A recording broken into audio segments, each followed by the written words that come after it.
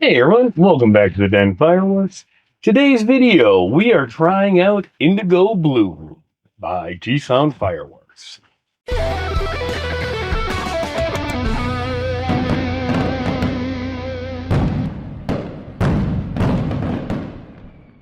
Now, I ordered 2 cases of these candles because on the RKM site, they have listed an all blue version and a regular version. Now, the all blue version is not actually all blue. It's blue and red still. The regular one has crackle on it. So for some of my shows, I didn't want crackle. On some of them, I wanted crackle. I bought a case of each, and I'm unloading the pallet, and I have 2 cases of JS TAC RC01 Indigo Blue, 81 made in China. They're the exact same. Oh. Then I look over the factory code and manufacturer code. It's the same. And I'm like, dude, what the heck? So I was talking to David Anglin. He's my sales rep at RKM. I'm like, dude, why do you have both of them listed? Like, 'cause I got the same exact ones. Like, it's cool. I'll use them, whatever. You don't got to do anything else. But what's the deal? Like, you got to fix that. And then he's like, Dan, dude, here's what you got to do. If you look at your boxes, one of them's going to have a B in the corner, and one of them's not. The one with the B is all blue. The one without is the regular one. Aha! So, I do want to test these out before I script out using them, and I have more uses for the blue only. So I'm going to pull one of the blue out, of just blue, out of the case for a demo, and 2 of the crackle ones. And I'm going to set them up in a W, crackles out on either side, just blue in the middle, so we can get a look at them all. But let's open this case up, get a better look at these candles that come packed 8-1, and see how we can tell them apart once I take them out of the box. So first, let's open the... All right, we have 2 layers of 4 candles. They say they are Gatling gun, and they do have a strap on them as well. So I'm guessing they're thinking, all right, if you hold far enough down on the peg and you hold the strap, you're not really holding it. I still don't know if I would do that, because like it says right here, good luck. I don't know if that's very awe-inspiring or not, you know? All right, now looking at the top on this wrap, there are 2 red circles with B's. So I'm assuming that is what is going to differentiate them. But I will be pulling those caps off to fuse them up. So we are going to take a Sharpie, and we are just going to do a B, and we're going to do a B, so I don't mess that up when I go to set them up. Opening up the other case, we can see these candles look the exact same. This is a really nice big long spike to drive them into the ground too. I was planning on snapping them off to put in my rack, but I think I'm actually going to use these stakes, drive them in the ground, and see how we can get the angle set just using the stakes. Yep, and now looking at the top plastic on this one, we do not have the B's in the corner. So that is how we tell them apart. But once we take that plastic top off, all bets are off. I'm glad I wrote in Sharpie on the other one.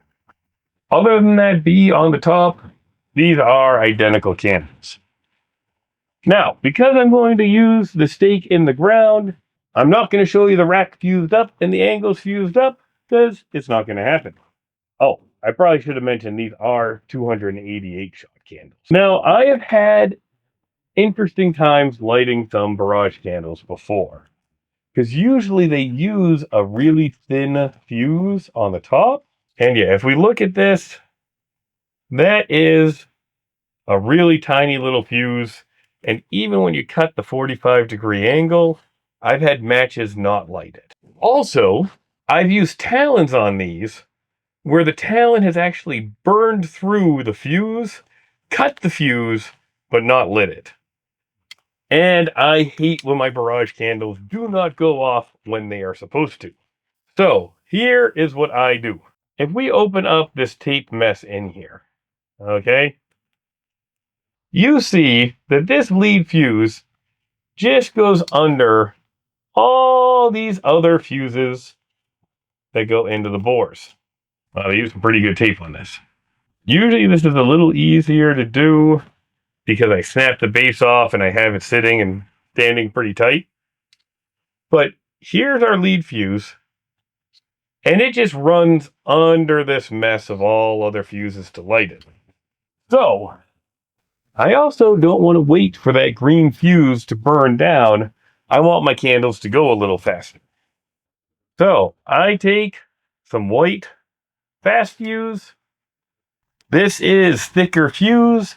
Matches love lighting these when you put one of the little clips on it. Works beautiful. And let me see if I can prop this up and show it. So see how that fuse just goes into this whole bundle? That's really all we have to do. And this white fuse is a lot more volatile as well.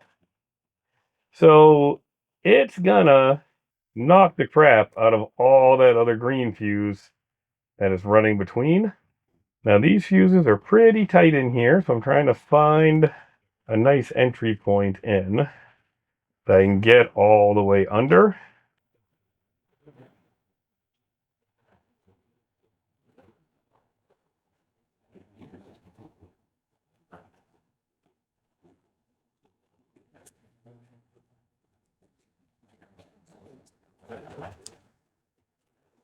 So that white fuse is running underneath that bundle now, instead of just having this little tiny green one running underneath. And it's more volatile. Then I'll honestly fold this over the top too. So we're going to catch that green both ways. I'm going to take some handy dandy packing tape, cover that fuse right up like it was. That's really going to contain that fire. And I now have a place to connect my match that's going to burn faster, burn more volatile, and take a match better. So I'm going to do that to the other two candles off camera. We're going to set them up in the field using these provided stakes, see how well they hold, how they light, and how nice this red and blue look. Thanks, everyone. Indigo Blue.